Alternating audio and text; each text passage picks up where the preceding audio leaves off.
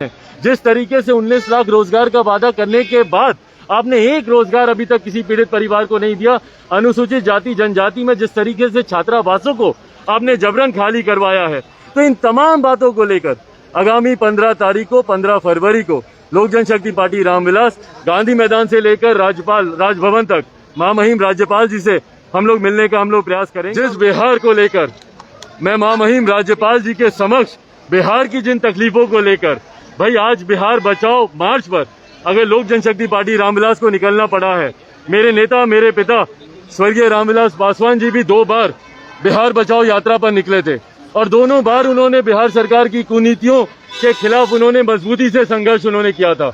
उन्हीं का अंश आज उन्हीं के नक्शों कदमों पर चलते हुए बिहार बचाओ मार्च लेकर हम लोग निकले। नीतीश कुमार जी कहते हैं कि आपको कुछ पता, वो तो सब हर किसी के लिए कहते हैं।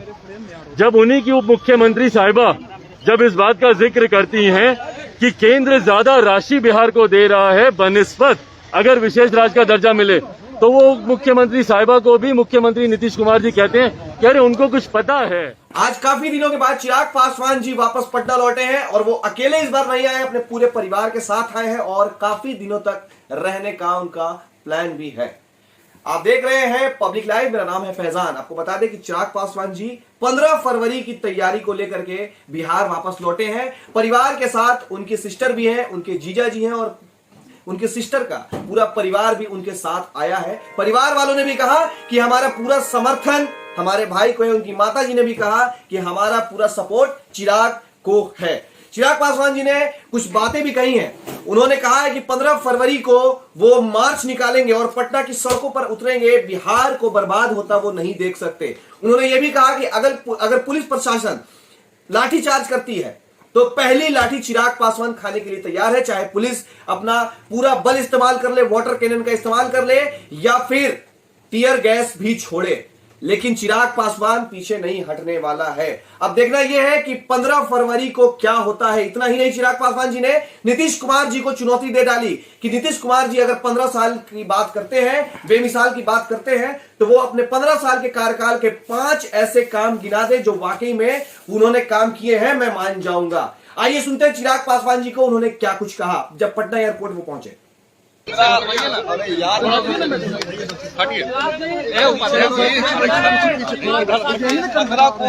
यात्रा निकाल रहे हैं, माँ के साथ आया हूँ, पूरे परिवार के साथ आया हूँ।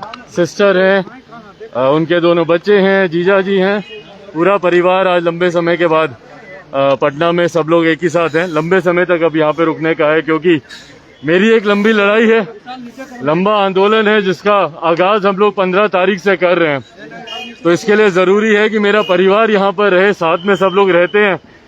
तो जो दिल्ली जाना होता है तो इसलिए मैंने आग्रह किया। तो इस बार लंबे समय तक मम्मी, परिवार पूरा, सिस्टर, उनके बच्चे सब लोग अभी यहीं पे ही हैं। सड़कों पर उतरना है, संघर्ष करना है, हो सकता है चिराग पासवान को लाठी भी खाना पड़े। बिल्कुल तैयार है और यही वादा मैंने अपने तमाम लोक जनशक्ति पार्टी रामविलास के तमाम कार्यकर्ताओं से किया है कि आगामी 15 तारीख को जो मौजूदा सरकार की कुव्यवस्था और कुनीतियों के खिलाफ लोक जनशक्ति पार्टी रामविलास जब सड़क पर उतरेगी, अगर पहली लाठी चलेगी शासन प्रशासन की तरफ से, तो वो चिराग पासवान खुद अपने सर पर लेगा।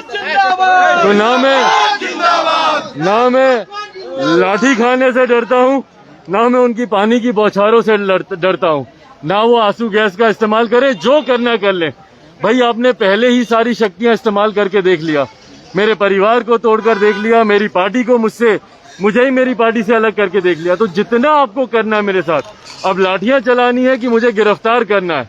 मुख्यमंत्री नीतीश कुमार जी पूरी तरीके से स्वतंत्र है, पर मैं जिस बिहार को लेकर मैं महामहिम राज्यपाल जी के समक्ष बिहार की जिन तकलीफों को लेकर भाई आज बिहार बचाओ मार्च पर अगर लोक जनशक्ति पार्टी रामविलास को निकलना पड़ा है, मेरे नेता मेरे पिता स्वर्गीय रामविलास पासवान जी भी 2 बार बिहार बचाओ यात्रा पर निकले थे और दोनों बार उन्होंने बिहार सरकार की कुनीतियों के खिलाफ उन्होंने मजबूती से संघर्ष उन्होंने किया था। उन्हीं का अंश आज उन्हीं के नक्शों कदमों पर चलते हुए बिहार बचाओ मार्च लेकर हम लोग निकले हैं और बिहार को बचाने की जरूरत है। जिस तरीके से शराबबंदी में एक के बाद एक जहरीली शराब पीने से लोगों की मौतें हो रही हैं, यहीं पर बालिका सुधार गृह में जिस तरीके से छोटी छोटी बच्चियों को देह व्यापार में जबरन उनको घसीटा जा रहा है, जिस तरीके से शिक्षकों पर, छात्रों पर लाठियां चलाई जा रही हैं, वार्ड सचिवों पर लाठियां चलाई जा रही हैं, ममता आशा कर्मियां जिस तरीके से परेशान हैं, जिस तरीके से 19 लाख रोजगार का वादा करने के बाद आपने एक रोजगार अभी तक किसी पीड़ित परिवार को नहीं दिया, अनुसूचित जाति जनजाति में जिस तरीके से छात्रावासों को आपने जबरन खाली करवाया है, तो इन तमाम बातों को लेकर आगामी 15 तारीख को, 15 फरवरी को लोक जनशक्ति पार्टी रामविलास गांधी मैदान से लेकर राजभवन तक महामहिम राज्यपाल जी से हम लोग मिलने का प्रयास करेंगे और उनको लिखित ज्ञापन देंगे और मांग करेंगे कि इन तमाम चीजों को मद्देनजर रखते हुए बिहार में राष्ट्रपति शासन लागू किया जाए। मां के साथ आने से आपकी पार्टी को बूस्टर मिलेगा एमएलसी चुनाव। मां के साथ आने से आपकी पार्टी को बूस्टर मिलेगा एमएलसी चुनाव में बिहार। देखिए, मुझे तो जरूर बूस्टर मिलेगा, बाकी कार्यकर्ताओं को मिल रहा है कि नहीं यही बताएंगे। एकदम मिलेगा। नीतीश कुमार इसलिए कैसे आपको कुछ पता है कितना कितना रोजगार दिया, कुछ पता है? भाई बता दीजिए हमको मुख्यमंत्री जी, जो आप बार बार मुख्यमंत्री नीतीश कुमार जी कहते हैं कि आपको कुछ पता है, वो तो सब हर किसी के लिए कहते हैं। जब उन्हीं की उप मुख्यमंत्री साहिबा जब इस बात का जिक्र करती हैं कि केंद्र ज्यादा राशि बिहार को दे रहा है बनिस्बत अगर विशेष राज्य का दर्जा मिले, तो वो मुख्यमंत्री साहिबा को भी मुख्यमंत्री नीतीश कुमार जी कहते हैं कि अरे उनको कुछ पता है, वो कुछ जानती हैं। हम अगर कुछ बोलते हैं तो बोलते हैं अरे इनको कुछ पता है, कुछ जानता है। छात्र सड़क पर उतरते हैं तो बोलते हैं इन लोगों को कुछ पता है। जहाँ अरे मुख्यमंत्री जी, अगर सब आप ही को पता है, अगर सब कुछ आप ही जानते हैं, तो एक बार बता दीजिए ना हम लोग को। बता दीजिए कि आज जो बिहार को आपने इतना विकसित बना दिया, बिहार का हर व्यक्ति आज रोजगार पाकर बैठा हुआ है, यहाँ पर सब सुख सुविधाएं हो गई हैं, तो बता दीजिए कि इतना विकास आपने किया। हम तो यही जानना चाह रहे हैं ना कि पिछले 15 साल में अपनी सिर्फ 5 उपलब्धियां मुख्यमंत्री नीतीश कुमार जी बता दें। जिस दिन वो बता देंगे मैं मान लूंगा कि उन्होंने काम किया। लेकिन चिराग जी, आप उनको ये कर रहे हैं, प्रधानमंत्री ने नीतीश कुमार को समाजवाद नेता बताया, उनको भाई उन्होंने उनको जिस अर्थ में समाजवादी कहा है, अगर परिवारवाद को आगे नहीं लेकर जाना एक समाजवाद का अगर एक पहलू है, तो हाँ सही बात है भाई, उसमें मैं क्या टिप्पणी करूं।